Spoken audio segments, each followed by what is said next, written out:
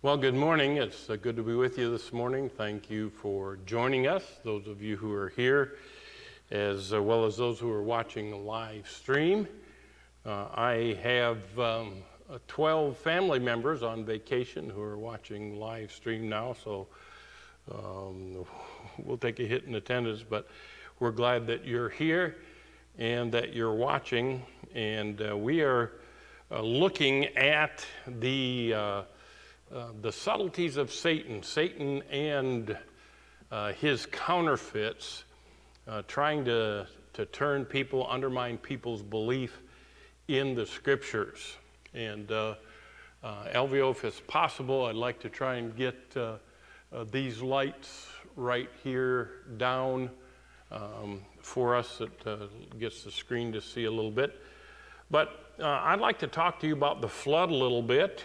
And then we're going to talk about the missing layers of rock and how evolutionists and the devil tries to undermine people's belief in the Bible. But Genesis chapter 7, if you have your Bibles, Genesis chapter 7, and we're going to look at the flood. About 4,400 years ago, 4,500 years ago, there was a great flood. Violence became so prevalent on the earth that the thoughts of man's heart, as the Bible says, were only evil continually.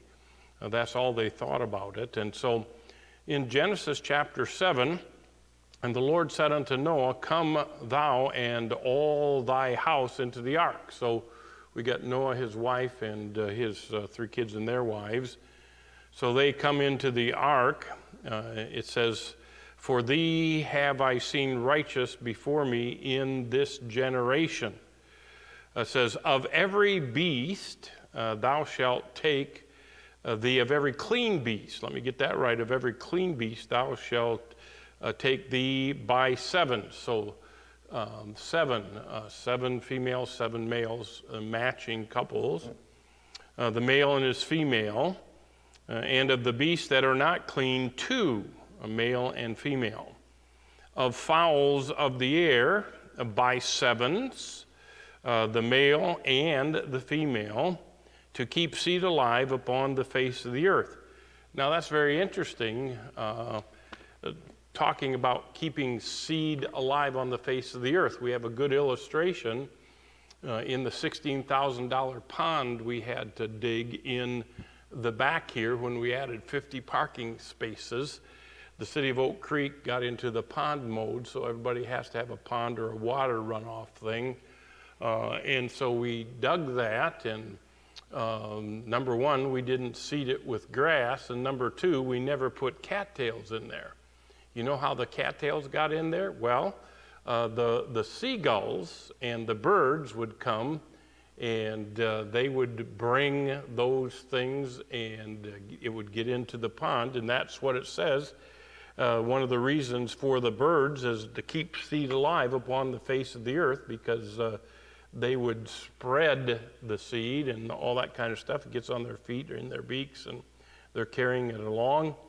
It says in verse 4, it says, Yet 7 days, and I will cause the rain upon the earth 40 days and 40 nights, and every living substance that I have made will I destroy from off the face of the earth. And Noah did according unto all that the Lord commanded him. And Noah was 600 years old when the flood of waters was upon the earth. This is back in the time where men lived a long time. Methuselah lived 969 years. And Noah went in, and his sons, and his wife, and his sons' wives with him into the ark before the waters of the flood, of the clean beasts and the beasts that are not clean, and of the fowls and everything that creepeth upon the earth, and went in 2 by 2 unto Noah into the ark, male and female, as God hath commanded Noah. And it came to pass after 7 days that the waters of the flood were upon the earth.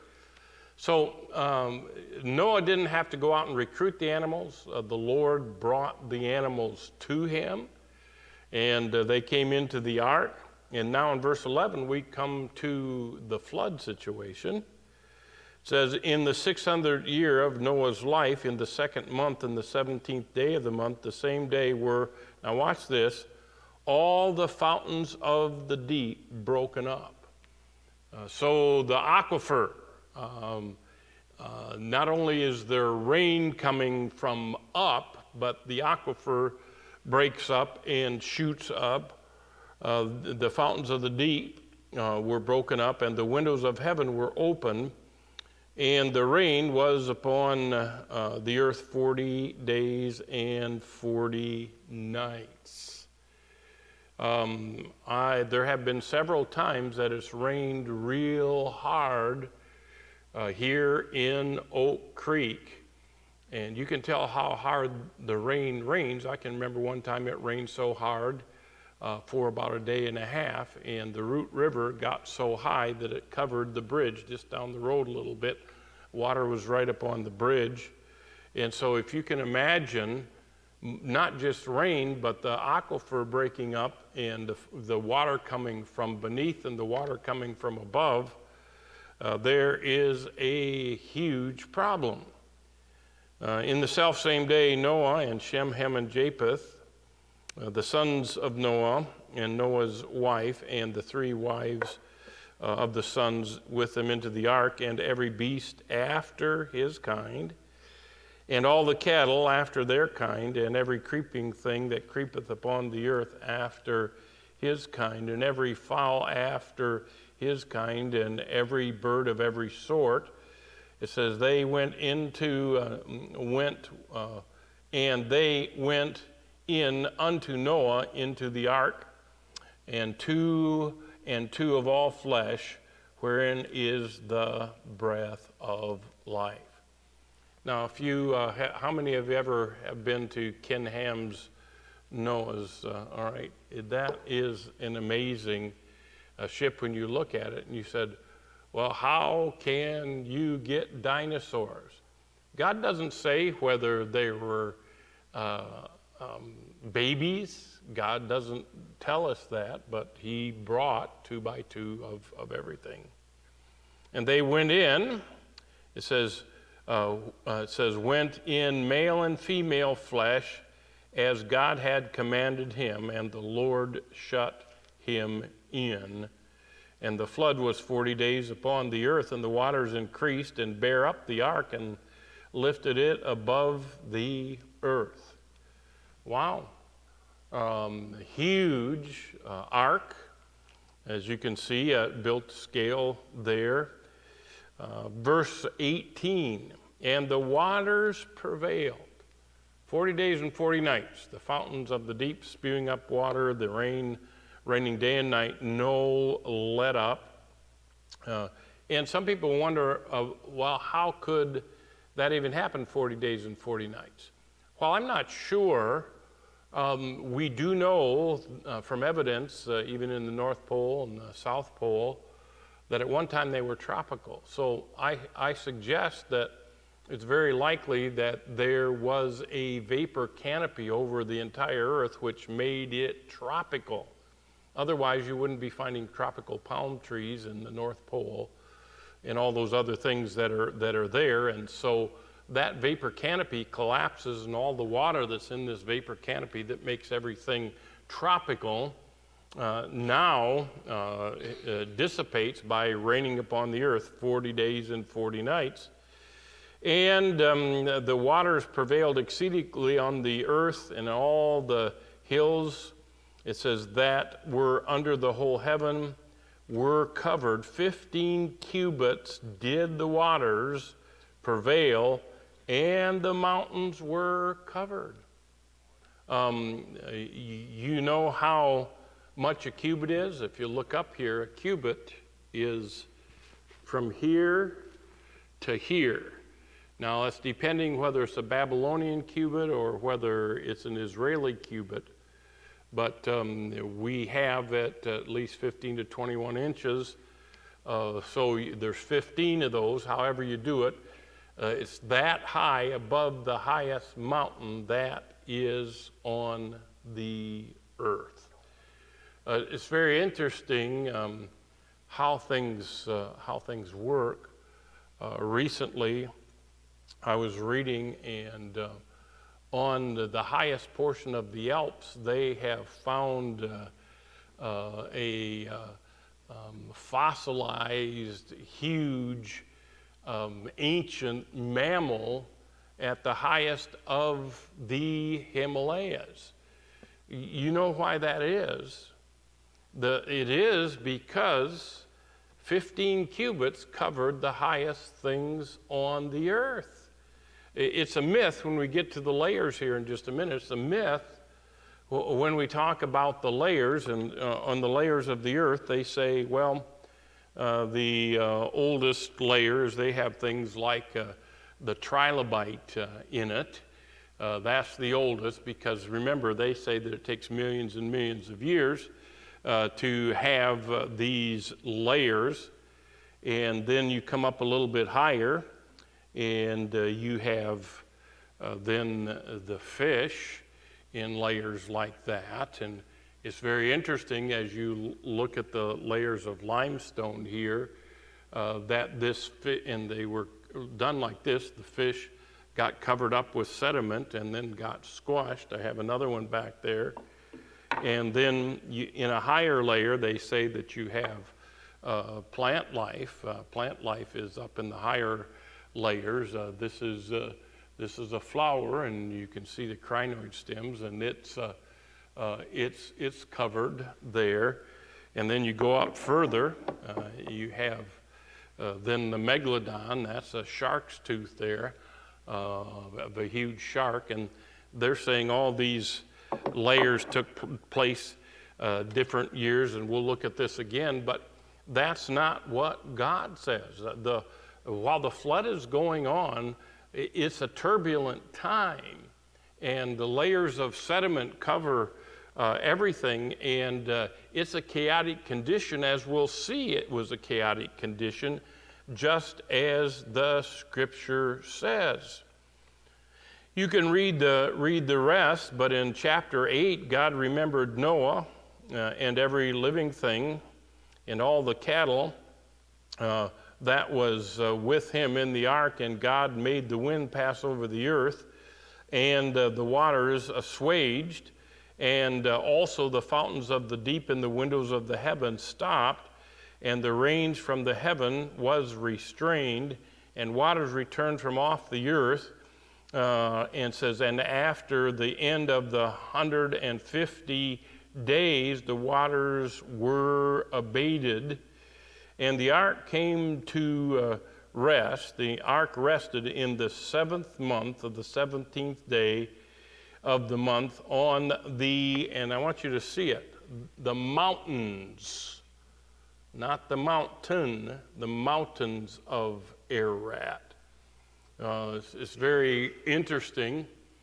There are pictures years ago that were taken by Russian surveillance of an ark, a portion of an ark sticking out of a icy portion. And then I have a friend, his name is Rusty Mizell, where actually he's crawled into what is believed to be the ark, and he has some ancient wood that he got on that expedition before Turkey started curtailing those things. But I don't need the ark to be found to believe what God said. I really don't need the ark to be found to believe what God said at all. I just believe that it said, but I believe what it says. But as the waters recede, it seems that they recede quickly. And that's where things, as the waters are receding quickly, you have all the levels, because when the fountains of the deep are broken up, you have volcanic activity.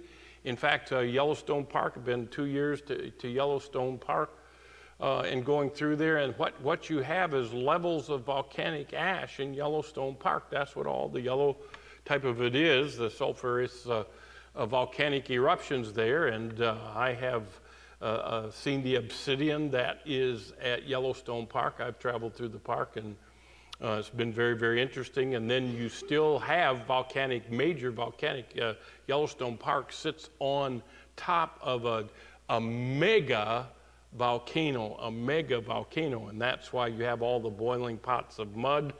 That's why you have all of the hot sulfur springs and all of the things that are there in Yellowstone Park. And when the waters receded abruptly from the earth, they cut the Grand Canyon of Yellowstone. They cut the Grand Canyon of the Colorado River. All of it ran off very quickly, cutting deep fissures. And it's very, very interesting when you think of it, as I told you last week, that the exit of the Colorado River and the entrance of the Colorado River, the exit, where if at the top of the mountain is higher than the entrance, and water doesn't flow uphill as a norm, but remember, it was 15 cubits above where it was, and so when the water is exiting, it cuts deep fissures in the earth, like places of Bryce Canyon, like places like the Grand Canyon, like places of the Grand Canyon of Yellowstone.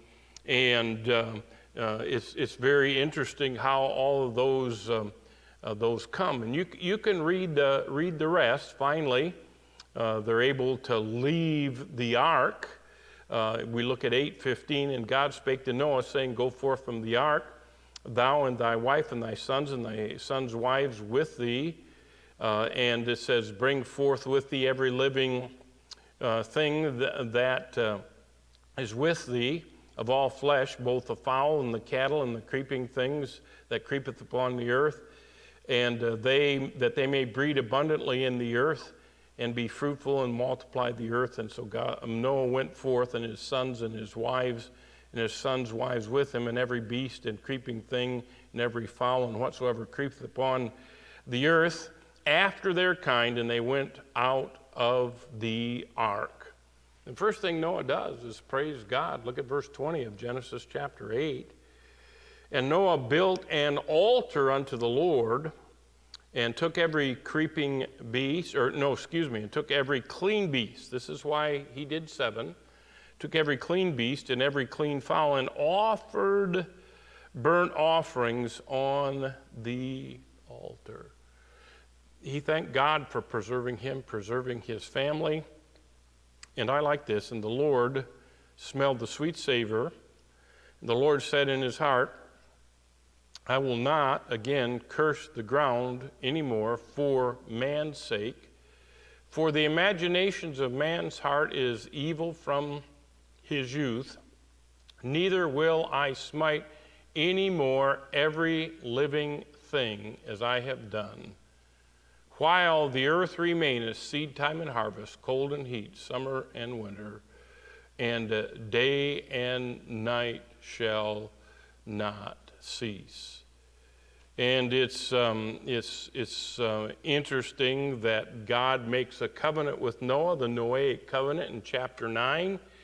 And as an indication of the Noahic covenant in chapter 9, if you'll look at verse 12, it says, And God said, This is a token of the covenant which I make between me and you and every living creature that is with you for a perpetual generation. I do set my bow in the clouds, and it shall be a token of the covenant between me and the earth. And it shall come to pass that I will bring a cloud over the earth, that a bow shall be seen in the cloud, and I will remember my covenant, which is between me and you and every living creature of all flesh, and the water shall no more become a flood to destroy all flesh. And the bow shall be in the cloud, and I will look upon it and will remember the everlasting covenant between God and every living creature of all flesh upon the earth. And God said unto Noah, This is a token of the covenant which I have established between me and all flesh that is upon the earth. The beautiful picture that I've taken that is on the church website now is a picture of a double rainbow First Baptist Church there, and then a double rainbow over First Baptist Church that was taken about a month and a half ago by my daughter Sarah. And it is an indication of God's everlasting covenant never to destroy by a global flood, again, all flesh that is up on the earth. It is still valid today. It is still there.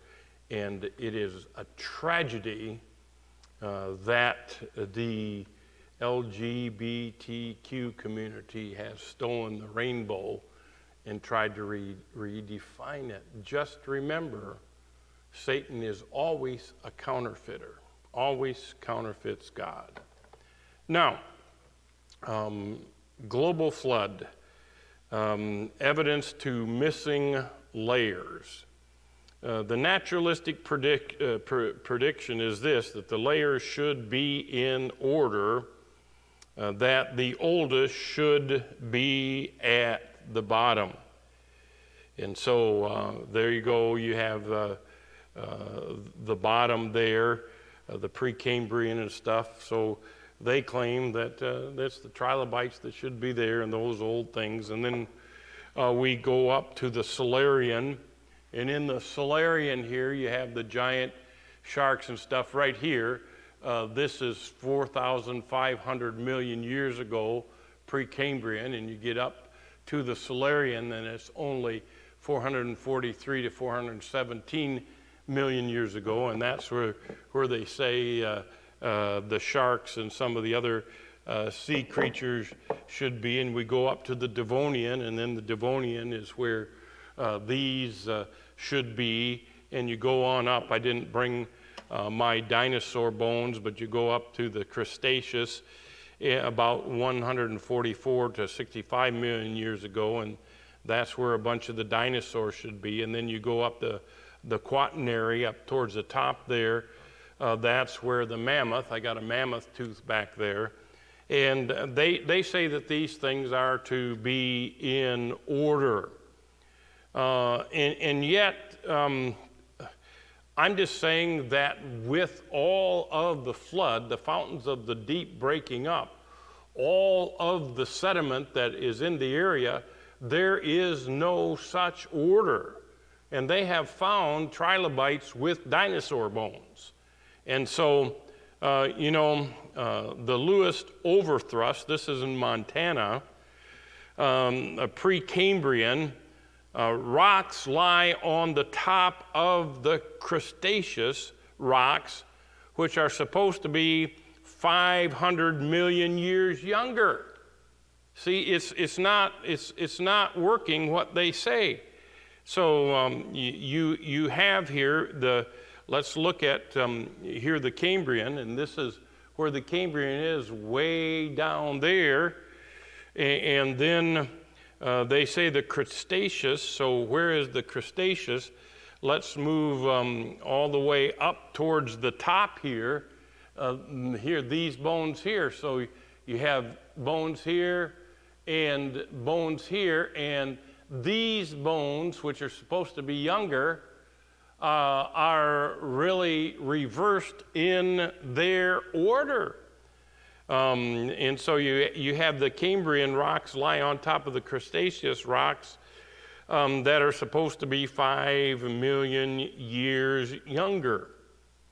This contradiction is explained by a thrust in which a piece of the land 350 miles wide and 600 miles thick, that's about 10,000 square miles in area, picked itself up, and this is what they say, picked itself up and slid 40 miles to be on top of the Cretaceous strata.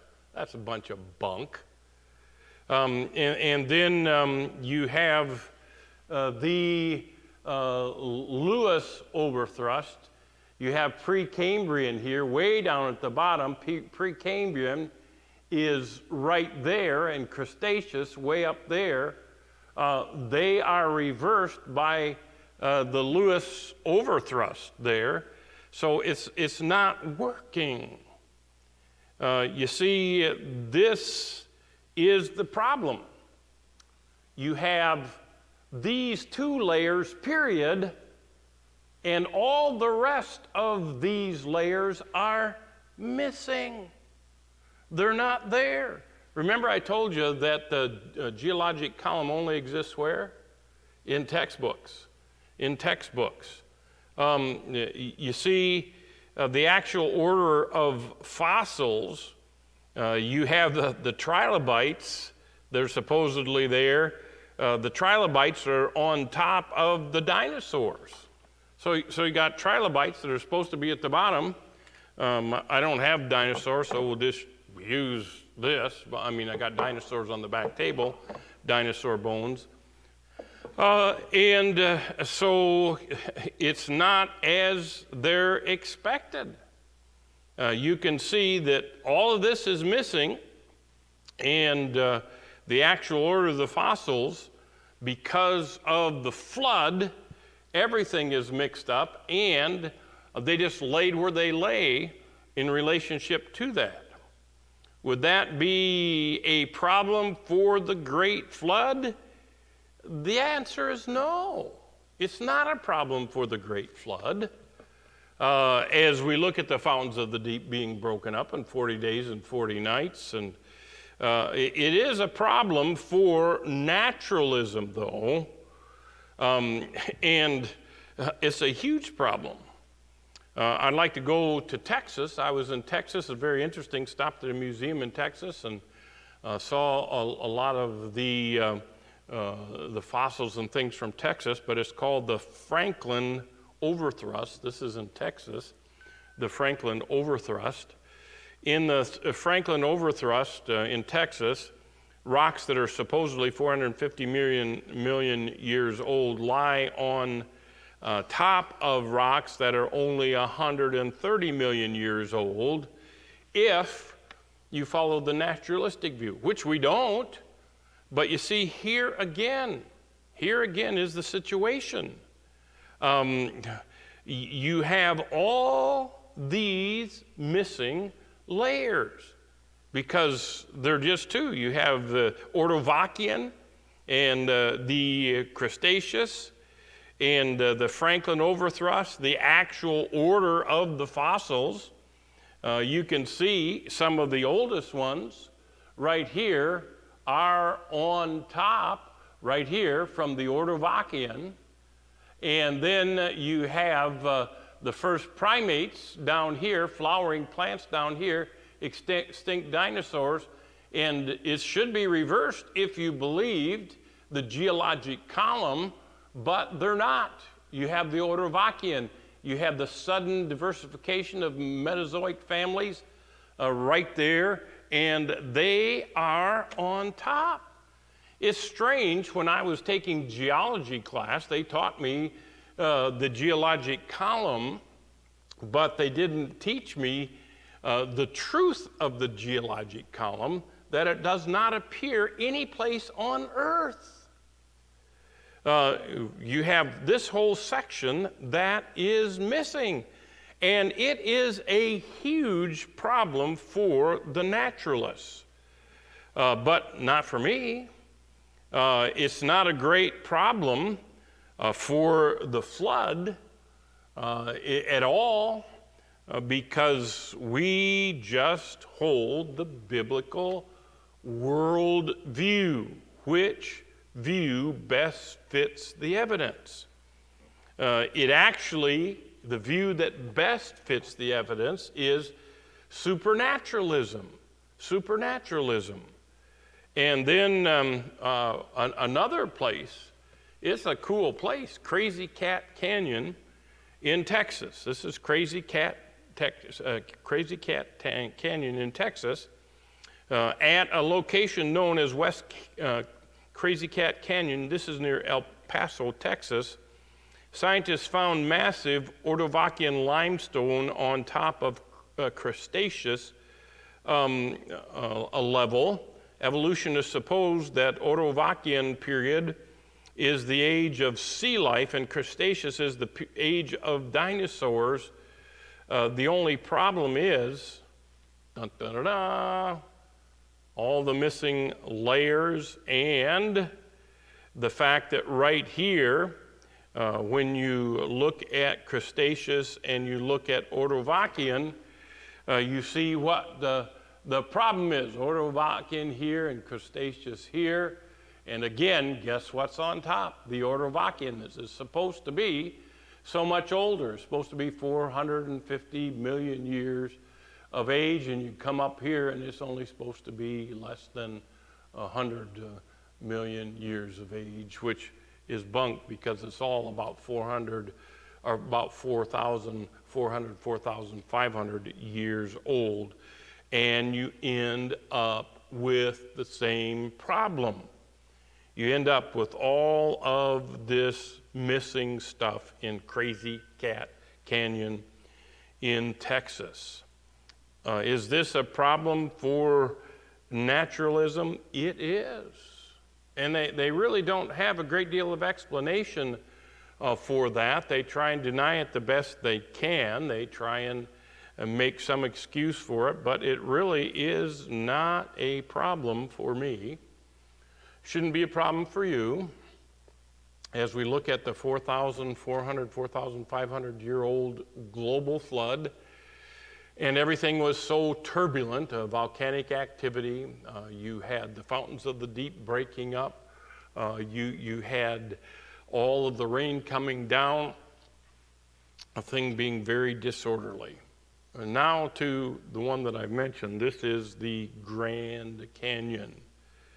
And this presents a much different problem for evolutionists when we come to the Grand Canyon. There is a gap between two layers of strata where several geological ages are missing, but in one place has embedded layers of alternating Mississippian and Cambrian strata. So in the Grand Canyon, there's several shifts there. You have missing layers there. You have actual layers that are there.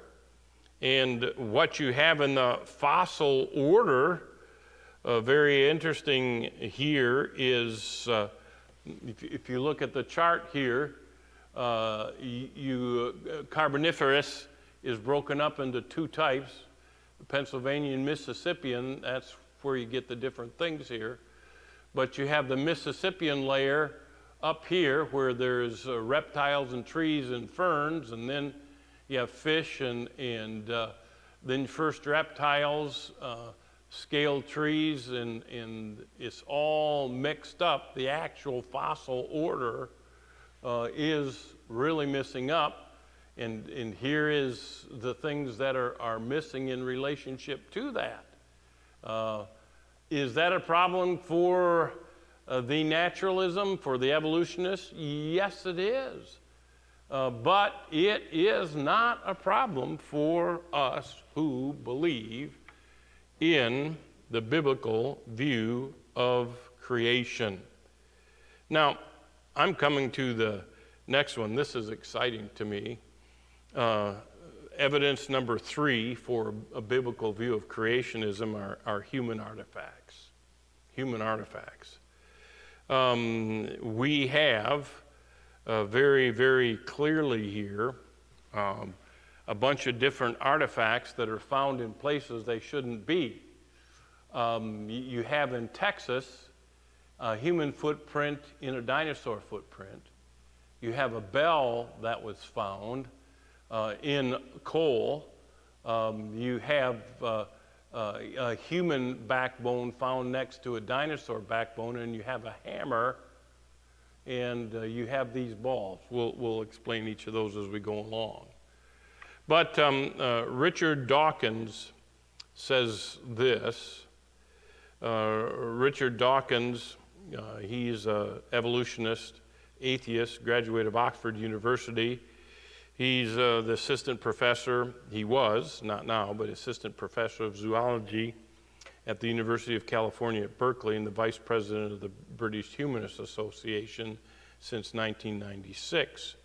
He says this: If a single well-verified mammal skull were to turn up in 500 million-year-old rocks, our whole modern theory of evolution would be destroyed. But MacDonald was particularly at a loss to explain how this modern footprint could possibly be cast in Permian strata, which dates from 290 to 248 million years ago. This was long before man, or even birds and dinosaurs, for that matter, existed on the planet according to current scientific thinking and evolutionists. Wow. In an article in Smithsonian Magazine of 1992 about the discovery, it was noted that paleontologists, can't even say it right, paleontologists call such abnormalities as problematic. I would say it's problematic. And which worldview fits it the best? Well, of course, it's the flood. In 1983, a director of the Institute of Geology reported what appeared to be a human footprint in Metazoic strata. The impression resembling the shape of a human footprint was discovered next to a prehistoric animal's footprint. Right there. Very interesting. You have a dino track and a human track in the same strata. And then we come to the human artifacts. This is a metal hammer that is found very clearly in the Cretaceous level here, but there's all kinds of things. Skeletons in Utah, a skull in Colorado, footprints, fingerprints. Glen Rose, Texas. You can see them in Carl Baugh's museum there. Cast metal nodules that were on the picture. And then I love this metal hammer found in London, Texas, and it's in Carl Baugh's Creation Museum if you ever get to Glen Rose, Texas. But let's look a little bit about it. It was found by Emma Hahn in June of 1934 in London, Texas. Seashells surrounding the hammer had been dated at 40 million years. Part of the handle had turned to coal. Part of the handle of the hammer had turned to coal. Carl Baugh has it in his museum. And it's 96.6% iron. They don't even make hammers this good today. And it was 0.74% sulfur, 2.6% chlorine.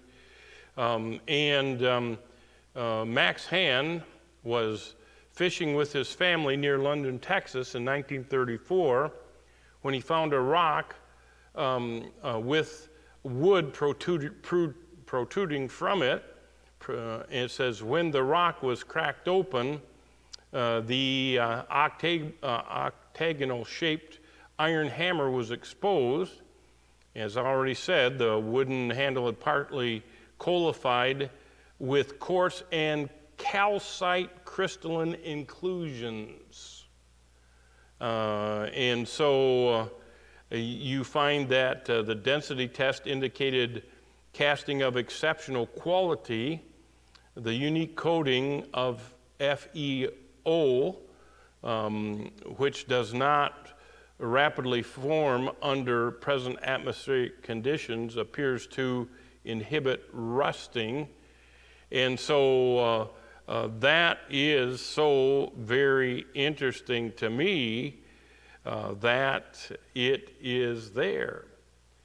Next, we have this doctor. He's holding a human vertebrate, the fifth lumbar, found in Cretaceous sediment in the desert in Inca, Peru. men and dinosaurs living together in that same strata. Interesting, men and dinosaurs. Guess what? That's what we have after the flood. It's very interesting, very, very interesting. I think there's a great truth, and I've seen this over the world when I've traveled. How many of you have heard of the story of George and the Dragon? All right, St. George and the Dragon. He slew one of the last dragons, I believe it was in the UK, and it's recorded in history.